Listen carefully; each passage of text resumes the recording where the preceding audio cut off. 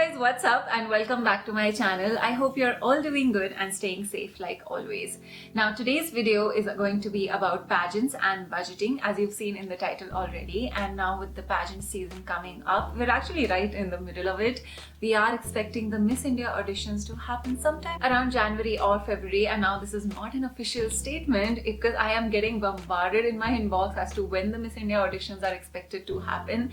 I cannot make an official statement. The Miss India organization will be the one officially announcing the dates, but we do think that it will definitely happen after Manasa has competed in Miss World, and because the organization would obviously not want to be distracted and they would be giving their undivided attention to Manasa right now for her Miss World journey. And then there is the Teen Diva pageant coming up in the month of December as well, and I'm sure there are plenty of other pageants happening right now.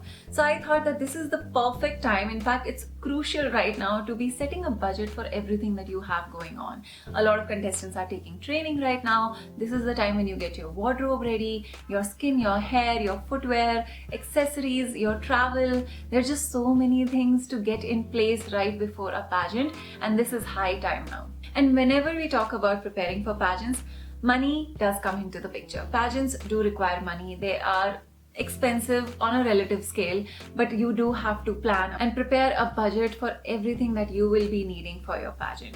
Now, it is not to say that you do need to be very rich to compete in a pageant. I come from a middle class household, so you don't need to be necessarily rich, but you do have to spend a certain amount of money because there are certain expenses that go before the pageant, not during the pageant, but before the pageant there are things that you have to do. It doesn't mean that the more money you spend, you get an advantage or an edge over the other contestants. Spending more money is not going to turn the results in your favor at all. That is not how it works. But spending more money can mean that, you can work on your appearance and you can work on your outfits, your wardrobe, your grooming so much better. But you also have to be very smart about it. Now, I have spoken about how much money I personally spent during my Miss India journey, one of my most viewed videos on this channel, so I will link it over here. And that's not all. I have also previously made a video about spending and splurging, as to what type of expenses will be a splurge and which expenses are absolutely necessary, in a previous video as well. So I'm going to link both videos over here. I would definitely recommend all of you to go back and watch these videos. But today I have new information and added content for you guys on how you can prepare a budget and how you can stick to it, where you have to be investing your money right now, and which are the things in which you should go for the best thing possible, and which are areas where you can probably go for the second best option or just like a dupe of something, so that the actual expense does not burn a hole in your pocket. The number one thing that you need to get ready for your pageant audition, and this is something that even before you go for your very first audition of your pageant, whether it's online or offline, you are going to fill out a form as soon as the registrations are open. So the number one thing that you have to think about is your pictures, your headshots, your portfolio pictures. Believe me, it is understated probably, but it plays such a huge role. That is your first impression. Every pageant contestant is building a personal brand, and your portfolio pictures, your headshots, the first glimpse of you as a pageant contestant is going to be those pictures that you will submit in the form. I'm not saying that you have to spend a lot of money and get it from a professional photographer, and that's absolutely mandatory, but the contestants who are preparing very seriously for the pageant are going to be doing that. And so when you have a bunch of pictures in front of you, does your picture grab attention? Is that the one that they will be shortlisting? For an online pageant, that does happen. Every time, for example, India's Miss TGPC, whenever you apply for them, you do fill out a form, you submit a certain number of pictures, and they also go through your social media profiles. And that profile needs to be impressive enough if you want to be selected into the top 100 from thousands of applications around the country. Same goes for Miss India and Miss Diva also. I have always said this, that no, nothing is mandatory, but that doesn't mean that you don't give your 100%, because there are contestants giving their 200%. If you want to get to the top of anything, there's a huge crowd. You are eligible for a pageant does not mean that you will win it by saving money and not cutting costs on important things such as your portfolio pictures. So now how do you get it? You don't need a professional photographer. Maybe you can just get really good pictures with a smartphone. Believe me, smartphones these days are they have amazing cameras. You don't need a DSLR, you don't need an expensive camera. If you know anyone who has really good photography skills, go to them, get your portfolio pictures clicked. As a model and actor, in general, you will be getting your portfolio pictures clicked very frequently. You need to keep them updated. So if you don't look like your pictures anymore, those are not the best pictures to be using, because we all learn makeup, we all grow into this beautiful swan. That happens to women. We grow from the age of 18 to 20. There's a drastic difference sometimes in the way you look. I feel like I look so different compared to 3-4 years ago. So I would not submit those pictures anymore, because one, it's not the best version of myself. So that is something you have to keep in mind while submitting your portfolio pictures. How do you do it? Either you are going to get your portfolio pictures clicked as a part of a pageant training program, which happens with every institute in the country right now, Concord included. You can head over to the Instagram and see the group shot and the portfolio pictures that we are uploading for the contestants right now. Now these pictures, a close-up picture, a mid shot and a full length shot, this is very important. You need to have all of that, and preferably on a plain background. Do not take pictures on the road, in a garden, behind a tree. Those pictures I would not recommend anyone to submit for a pageant. You have to have it on a plain wall. Try to wear something that is not very distracting from your natural beauty. Your makeup and hair is important. Do not submit pictures that you just have from last year, because then you would think that, oh, people who have modeling experience get a preference or get an advantage. No, it's because their pictures that they submitted were better. This is the industry that you're getting into. It is the first impression is your appearance. Sometimes you don't get to talk, you don't get to walk. Your photo is the first thing that the organization will get to see, and sometimes you just make an impact right there. If you're not enrolled in a training institute, hire a photographer. Go find photographers who have worked with training institutes, and you can actually approach them independently as well. And what you can do is, first of all, do not contact just any photographer. There are certain photographers who have understood what pageant headshots are requiring and what they are supposed to have the look and feel of. And the makeup artist should also, probably not a wedding makeup artist, because she would have a very bridal makeup kind of technique in her hands. Preferably go for someone who you know understands the pageant look. This is so important. If you're investing your money, you are going to be paying a photographer and a makeup artist or a stylist or a designer or whoever you're paying. They need to understand that this is a pageant. If they have no idea of what pageants are looking for, maybe that's not the best team to go for. So do your research. You can always head over to social media. There's just so much information available there, and you can just go through every previous pageant contestants profiles. They have tagged the photographer. Figure out who were clicking their pictures. Do they have that profile where you can see that, okay, they do work with a lot of pageant contestants.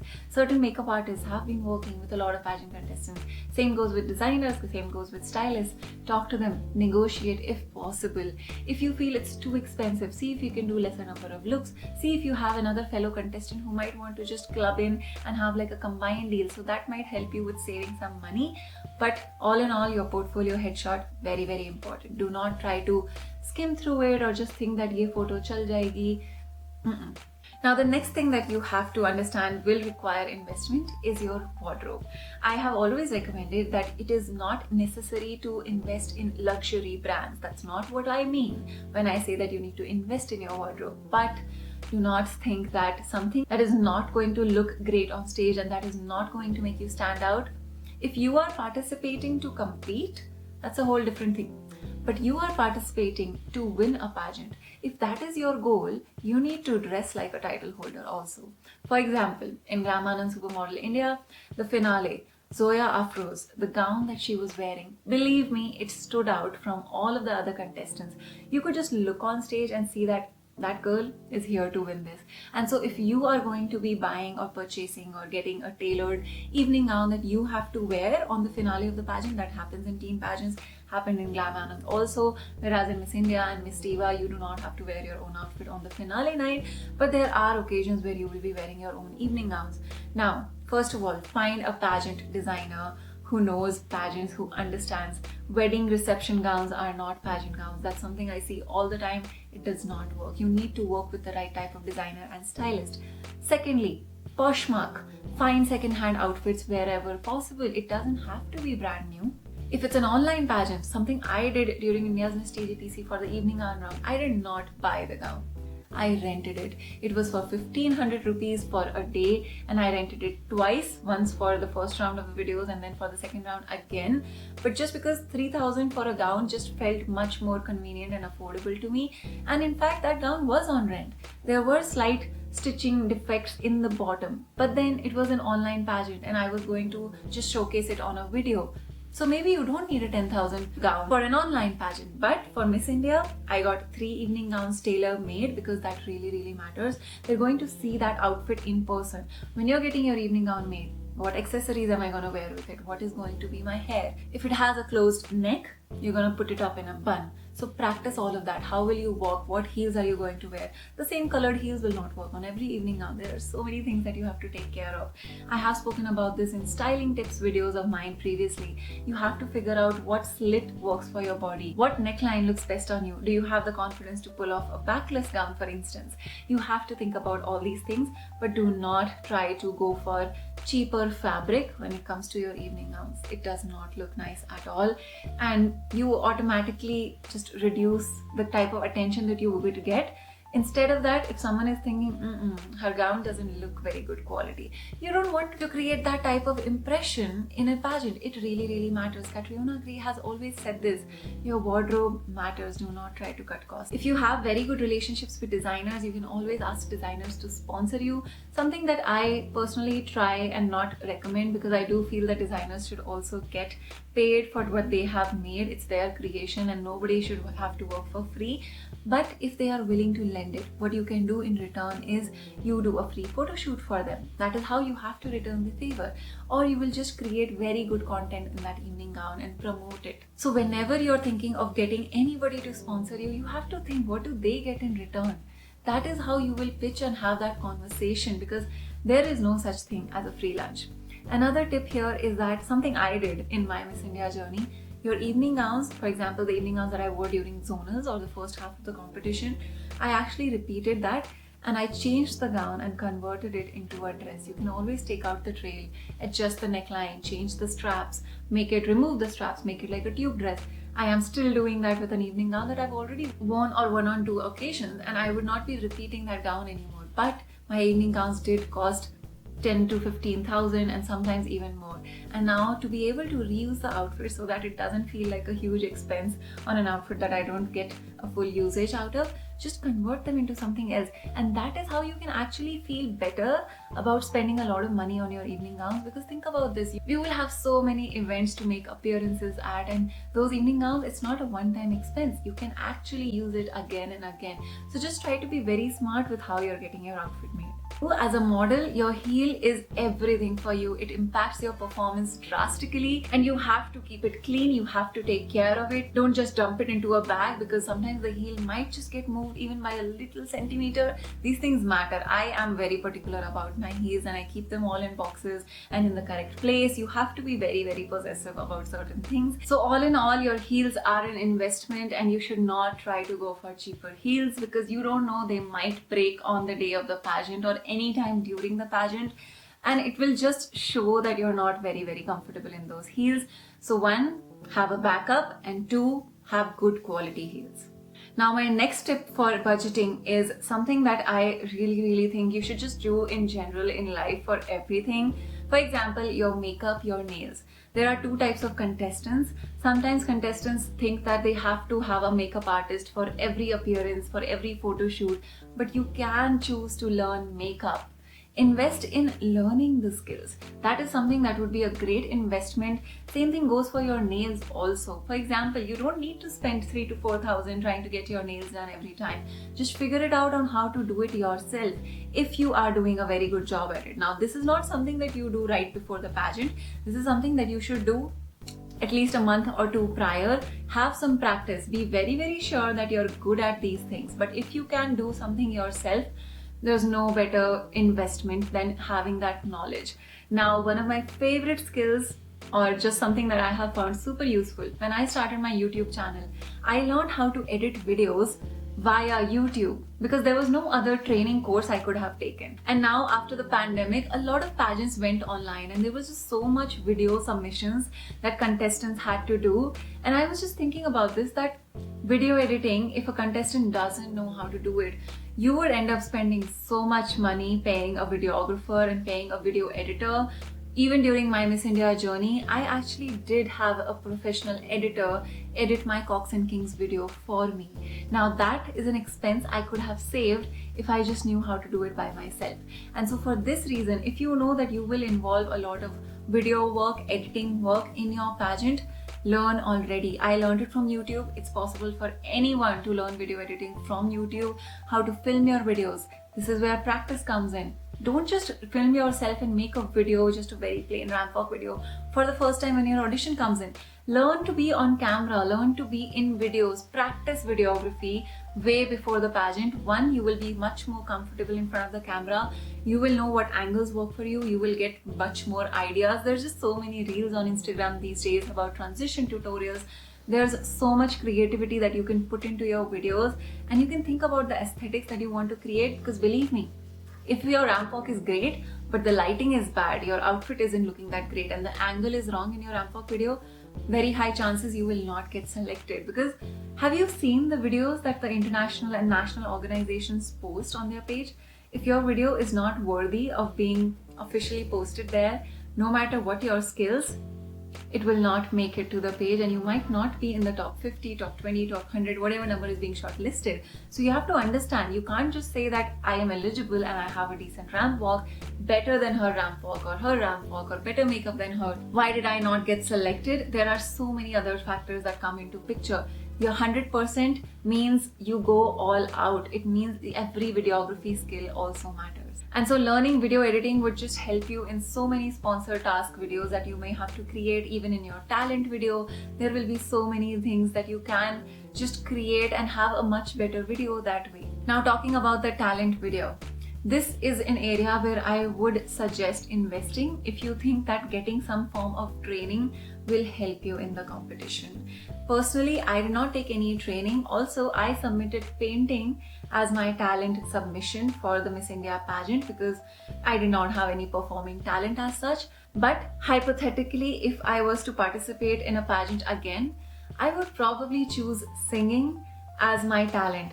Now, singing is something that I was taking classes for, not just because I want to learn singing, but also to develop the confidence to sing in front of people, and which is why nobody has ever heard me sing in public or online. But I do feel that I would definitely want to put out that talent in the next pageant if I was eligible for any pageant in the future.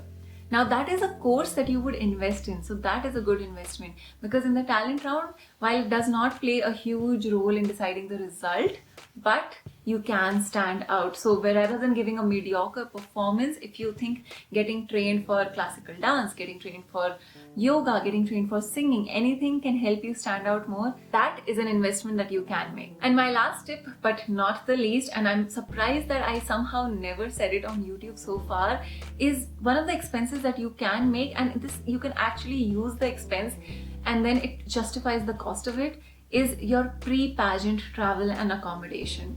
Now, I do not know any pageant in India so far who takes care of your travel and your flights. Even for Miss India, your travel to Mumbai and from Mumbai back at the end of the competition is something that you have to pay for. Same goes for every other pageant that I know of.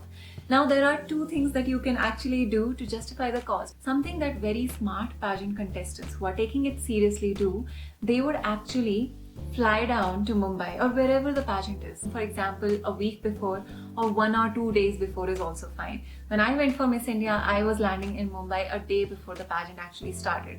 What that helps is in, if you forgot something to pack, you can always arrange it. So there's no last minute chaos and sense of urgency. You get a good night's rest and you sleep and you appear, and in your appearance and arrival outfit on day 1 of the pageant, much more well rested. Do not try to be in that situation where you're coming from the airport, because your hair, your makeup, your outfit change, you're doing all that in the bathroom and in an airport. It just doesn't work out. So what we did is landed in Mumbai a day before, booked a hotel for 1 day. It's not that big of an expense. You can find some very cheap hotel. Also figure out the travel time, just like we do for any of our exams. We go and check out the exam center before the actual exam so that we don't run late, we don't get stuck in traffic. Take the pageant as seriously. And something else that you can do is, if you have landed in the venue in Mumbai, in Delhi, and you're coming from other cities, you can actually get in touch with certain designers and photographers beforehand. Tell them that you're coming here for this pageant, get some photo shoots done. You will be so grateful that you decided to do this, because then those pictures will come out, because you're all ready for the pageant. Those pictures will come out while you are in the pageant, and then you kind of build that presence that you've also worked with Mumbai photographers and designers, even if you're coming from, say, Jabalpur. Just an example, that could happen with a contestant, and not everybody is in Mumbai all the time. You can travel, because you're going to travel anyway and pay for the flight. Just change the dates a little bit and it will add so much more benefits to your pageant journey. And so that is a great investment to make. It's just smart work. And so those are all my tips for how to plan budgeting and start preparing for your pageant. Let me know if you have any additional tips and leave them in the comments below. And I really hope you guys enjoyed this video and found this super informative. And I wish all the very best to all of the pageant aspirants who will be competing in the pageant season. As always, I love you guys so much, and I will see you very soon in my next video. Bye!